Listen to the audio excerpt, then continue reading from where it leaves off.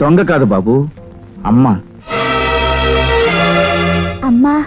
అవునమ్మా బిందు, ఇన్నాళ్ళు మీరు ఎదురు చూస్తున్న అమ్మ,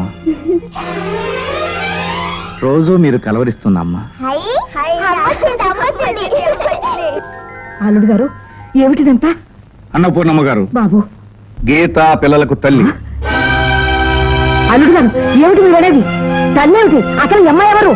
అన్నపూర్ణమ్మ గారు, బాబు గీత పిల్లలకు తల్లే కాదు, మీ కూతురుతో సమానం. ఇక నుంచి ఆమెకే లోటు రాకుండా చూసుకునే బాధ్యత మీది. ఆ